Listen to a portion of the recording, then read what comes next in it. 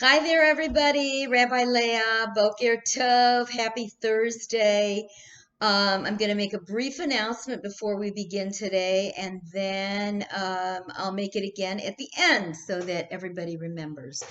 If you have a Mishaberach that you would like said, a name that you would like to be mentioned for healing, please do one of two things. Either email me that name to L, like Leah, L, Hers, Herz, at seacrestvillage.org. L, Hers at seacrestvillage.org. Or alternatively, you can call my office number, which is 760-632-3700, and you can leave me the name if I don't answer directly. You can leave me the name of the person for whom you'd like a Misha Berach said. Similarly, if you have a name for Kaddish, please call and leave that name. And it would be best if you could do that by the end of the day today, Thursday, because this is when I start doing most of my Shabbat prep. So that's my only announcement. This morning, I want to start with a beautiful meditation from a book called Your Word is Fire that was edited by two editors, Green and Holtz. And I believe the Holtz is the same Barry Holtz who edited the book I recommended to all of you called Back to the Sources. That is a wonderful book if you want to learn more about rabbinic literature like we're studying right now, but more about the history and what came first and what came next and so on. So my hope is that you will enjoy this prayer and this meditation. Listen carefully to the words because it has some application to where I'm going to be picking up in the study of Pirkei Avot that we started on Tuesday. It's called Guard Your Tongue. Take special care to guard your tongue before the morning prayer. Even greeting your fellow, we are told, can be harmful at this hour. A person who wakes up in the morning is like a new creation. Begin your day with unkind words or even trivial matters. Even though you may later turn to prayer, you have not been true to your creation. All of your words each day are related to one another.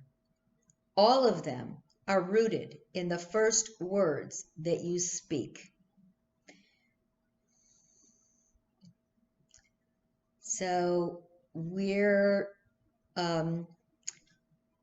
told that we need to guard our tongue even with the first words that we utter when we get up in the morning. And perhaps that's why saying Moda ani lefanecha should be the first words that come out of a person's mouth in the morning. I am grateful before you, because when we begin our day with words of gratitude, it gets us off on the right foot as opposed to the wrong foot. I'm sure you've heard the expression so-and-so got out of bed on the wrong side this morning. So it's kind of hard to get out of bed on the wrong side when the first words that you are speaking are words of praise of God. So the reason I bring this up, I'm going to segue back into Abtalion, who was the second sage of the fourth pair that we're studying from Pirkei Avot. Because he said a lot. He had a lot to say about saying proper words and the right words and so on. Because his teaching deals with the accountability of sages to say the right thing and to teach their disciples the right way to behave, the right words, and so on. Knowing that they are then going to go on and teach others, and that it is critical to point them in the right direction. That's why in one of the earlier pairs, when we heard find yourself a rabbi or acquire for yourself a rabbi, a teacher, and find yourself a friend, having people in our lives who keep us accountable for saying and doing the right thing is critical, which is why we know that Judaism is such a communal a communal religion, because we keep each other on the straight and narrow, so to speak. And Abtalion was very much aware of that, because during this time when he was living, during the time of King Herod, it was a time when many other sects were beginning to arise. And there was a concern that if somebody was learned, but they took that learning and turned the wrong direction with it, they could become, in the eyes of the sages, evil, that they would be associating with those who were not Jewish, they would be teaching improperly, and so on. So they were particularly concerned about disciples who were very learned, who decided to join these other sects. It wasn't just a loss of that disciple himself, because there were no herselves, but himself, but it was also um, a loss for the sage of whom this person was a disciple, and it was considered to be a profaning of God's name, because it was taking those holy teachings and turning them into something that they didn't say, teaching others incorrectly and moving in the wrong direction with them. So, as I talked about on Tuesday, it's particularly troublesome for the rabbis when it is somebody who's really learned. So when somebody grows up in a household that is not a Jewish household, very secular, they may call themselves agnostic or an atheist, we have almost an expectation that that person is going to become more assimilated and more acculturated and do less Jewishly than somebody who grows up in a very traditional or Orthodox background and turns against orthodoxy and becomes something other. And there's actually a word for that, and that is acher. Acher means other, and when somebody is acher, it essentially means that they are, that they've turned against the religion. They're other. I'm not thinking of it's too early in the morning. I'm not thinking of the proper word, but it'll come to me. So an apostate. They've turned against the teachings and against Judaism. So we see this nowadays in the Orthodox community when somebody grows up very frum leaves the Orthodox community. And there have been some very blatant examples of this recently. There is a mini series right now on Netflix called Unorthodox. And I think it was either 5 or 7 episodes. And it's based on a book of the same name by a young woman who grew up in the Satmar sect of Judaism. I almost said cult. Many of their practices are highly cultish. And if you watch it, you would wonder if these are the same Jews as we are. In fact, my son watched the series. I was kind of surprised because I didn't think it was the kind of thing that he would be interested in. But he watched it, and after he watched all the episodes, he called me and he said, "You know what, Mom?" He said, I have as little in common with those people who call themselves Jews as I do with evangelical Christians. And and he's probably right, because their form of Judaism is um, just incredibly extreme. And so the story, which is actually, it's done as a story, but it's really a docudrama about a young woman who eventually leaves the Satmar sect and what she goes through. Now, the television show on Netflix is different from the book. The book is a more true, it's a more truthful accounting of what really happened. And the movie, because it's, the series is made for television, they take a little more license with it, but it's very interesting. So when somebody leaves that movement, it is seen as a betrayal. That person is absolutely cut off. They are not communicated with anymore.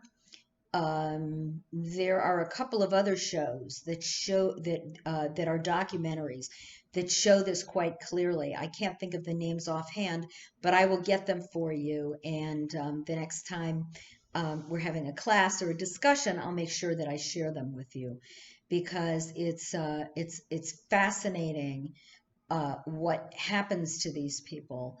And all their circumstances are different. One that I'm thinking of follows three different people, one of whom is a young man who is gay, and he leaves the Orthodox community. The other is a young woman who is, I think, in her very early 30s and already has, 5 children and an abusive husband, and she leaves. And the fight that she has in order to, the legal battle she goes through in order to get her children. And so when Abtalion talks about the importance of teaching your disciples with compassion, but teaching them wisely, he is looking around himself during this Herodian period of time at the very end of the last century before the Common Era, and he's seeing these sects that are beginning to crop up, and he is realizing that even those who are very learned disciples are beginning to turn away from a true Torah teaching, and there is a concern. So the fact that a person in those days and even nowadays rejects their tradition when they're knowledgeable is far more hurtful to the community than those who reject the tradition who are ignorant of the tradition. And I often have this conversation with young adults and older adults about, I had a bar mitzvah, or I went to religious school, and after my confirmation, I never went back again. And often we have this conversation in light of what that would mean in terms of their secular education. If when they turned 13, they never had a math class again, or a history class, or a science class, or a literature class, they would have a pediatric and stunted understanding of the world, because there are certain things that you just can't study when you are 10 or 8 that you can study when you're 16 or 40. And so there is a whole enormous wealth of Jewish tradition that until someone's really old enough to understand it and study it, they can't. And so I often meet people who say, I'm not interested, or it's not for me, or I had enough of that in Hebrew school, not realizing that what they have is a pediatric understanding of Judaism. And this was part of the concern of the sages was that people would go off, they would join these other sects, they would be, in one case, either ignoramuses, and they really wouldn't be portraying Judaism for what it was, but even more threatening to them was those disciples who went the wrong route, according to them, and went the way of evil and found these other sects to glom onto and to leave. So, um, you know, they might even, this rejection might even reflect badly on the disciples who taught them. Or, other people are going to misinterpret their words. So I think one of the challenges we have nowadays is learning things over the internet um, because there is a lot of room for interpretation. And we may see something or read something and immediately think, it's on the interwebs, it's got to be true, when in fact we know that there's a tremendous amount of misinformation. So I think that when a teacher is sitting face to face with a student, and vice versa, the student is sitting face to face with the teacher, it's a much more it's an environment in which it's much more conducive for the student to ask questions and the teacher to clarify things, and especially things that might be misunderstood. So and that's particularly true when studying text in a language which is not one's native tongue. So this is the problem, and I know I'm going off on a little bit of a tangent here, but I think it's appropriate to what Avtolion said, to learn the information properly, to disseminate it properly. I think this is particularly problematic with translations of the Hebrew Bible, because when you translate any text from its original language into another language, there are at worst mistranslations, and at best bad translations. So we have to be careful with how we read a text. And I don't read ancient Greek, so when I read the Iliad and the Odyssey, Homer's Iliad and Odyssey, I'm reading it in translation, fully understanding that Greek is not my native language. Ancient Greek certainly isn't my native language, and I have to rely on those who've done the translation to translate it properly. So when I've done interfaith teaching with non-Jewish groups, I always talk about translation and how it's imperfect. And I have a professor from Hebrew Union College who used to say that translation is of necessity interpretation, because the words that I use to translate the language, I am picking and choosing those words according to my own interpretation of the text.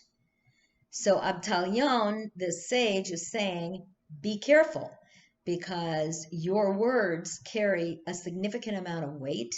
You want to make sure that you transmit the information correctly, so that those who learn from you are going to go on to share the information correctly as well. And it's wonderful to have an opportunity to get on the internet and read and study, or to teach many students or a handful of students. But there are some inherent dangers in that too, and that you have to disseminate correct information. Okay, that's our fourth pair of sages. Now we come to the famous guys, and we are now in chapter 12 of Mishnah 12 of the first chapter of Pirkei Avot. And this is where we get introduced to the fifth pair of sages, Hillel and Shammai. And probably those names are very, very familiar to many of you. They were the founders of the two great schools, Beit Shammai, the house of Shammai, and Beit Hillel, the house of Hillel. And that truly began a new era in Jewish history, because now we had sages with schools of disciples. So when we say Beit Hillel or Beit Shammai, we're not necessarily talking about Shammai or Hillel specifically as two men, but we're talking about their school. They're also their schools of disciples and the various positions and teachings that those two schools had. So Hillel and Shammai lived during Herod's rule, which began in 37 before the Common Era and lasted until the year 4 of the Common Era. Now that was Herod's reign. So that reign was 41 years. And Hillel was actually an immigrant from Babylonia. And he's known for his kindness, for his love of fellow human beings. Many, many legends exist about him. And most of those legends are about his love and his great humility and so on. So Hillel and Shammai received the oral tradition from them. So again, we're continuing in this Shalshelet HaTorah, the chain of tradition around the Torah and how it was passed down. And who did they receive it from? Well, the them is the two sages or the schools of the two sages before them, Shemaiah and Abtalion. And Hillel used to say, "Be of the disciples of Aaron, loving peace and pursuing peace, loving mankind and drawing them close to Torah." So Hillel was a peacemaker, and he used as his biblical role model Aaron.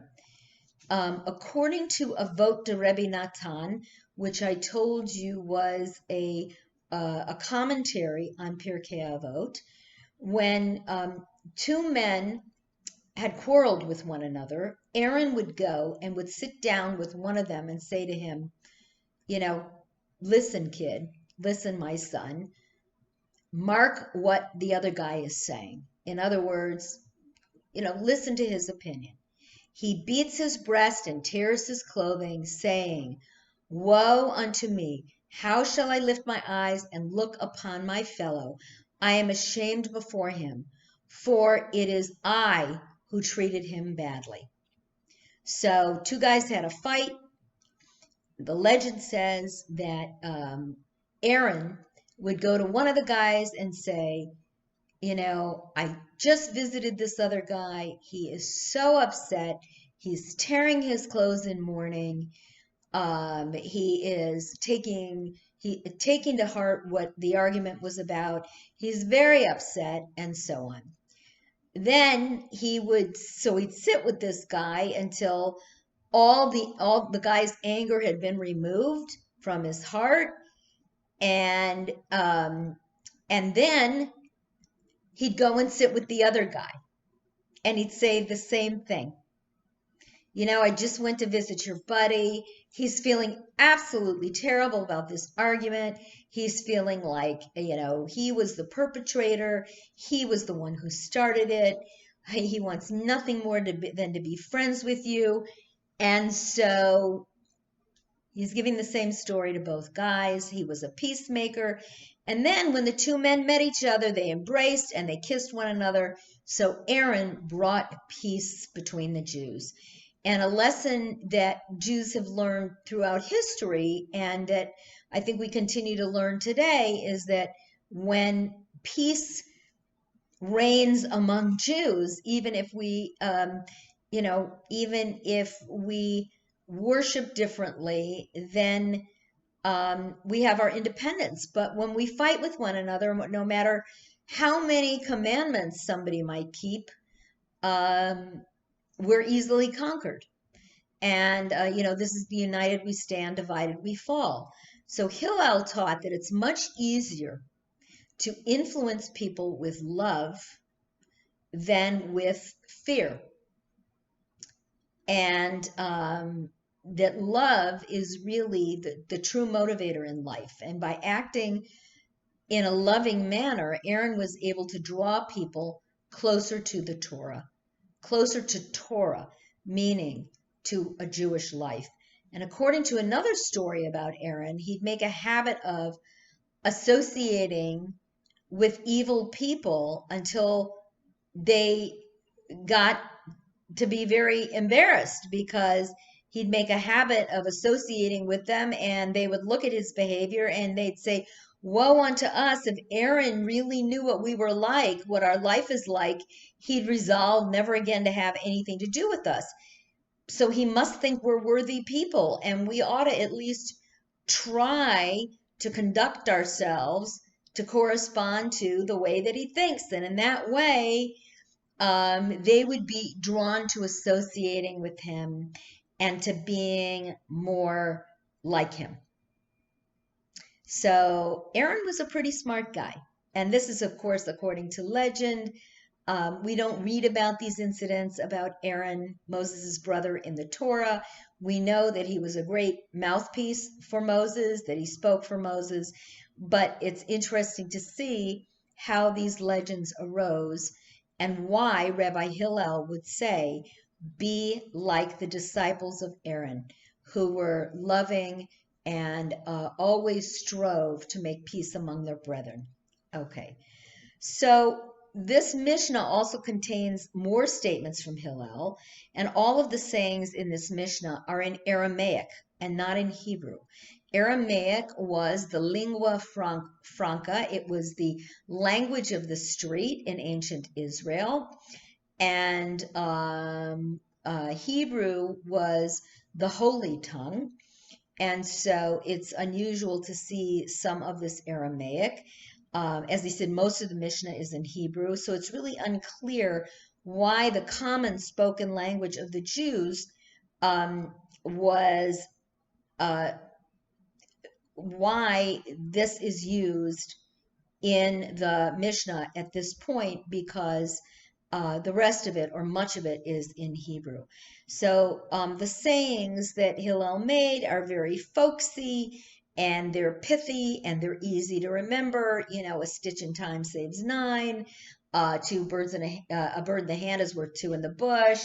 Too many cooks spoil the broth. I mean, we remember these things from the time we were teeny tiny because they're pithy, they're short, they're easy to remember. So the fact that they are in Aramaic may mean that a lot of the common folks of the time spoke Aramaic, but the language of study and the language of prayer was Hebrew. So by the time of the Talmud, it's clear that Aramaic was the dominant language in the land of Israel, at least among the Jews.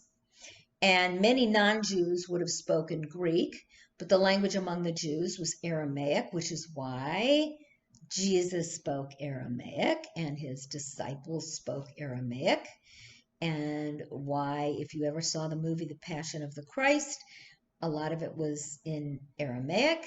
And so we learn a lot about Hillel, and we learn a lot about the very late years of the century before the Common Era and the first few years of the Common Era during this Herodian rule. So I'm not going to go on to any more of the pithy sayings, because I think that we've had a great lesson this morning, just learning about what Aaron had to say about love, and to be a disciple of love, and to make peace. And probably the most important thing is that when you're around people who don't behave that way, the best thing you can do is be loving, because it makes them feel a little bit embarrassed and like they should be living up to your expectations and what you think of them. So, two quick reminders again. If you have a name for Misha Berach, or if you have a name for Kaddish, please try to get that to me via email or phone call before the end of today, Thursday. And I'll see you guys all again tomorrow at 4:45 for Shabbat blessings, and then Saturday morning at 10 for Shabbat services, and Saturday afternoon at 1 for Shabbat Chaverim. So, lehitraot, thank you for joining me for Chai There with Rabbi Leah. I'm enjoying teaching you. I hope you're enjoying listening to our study. Take care. Bye-bye.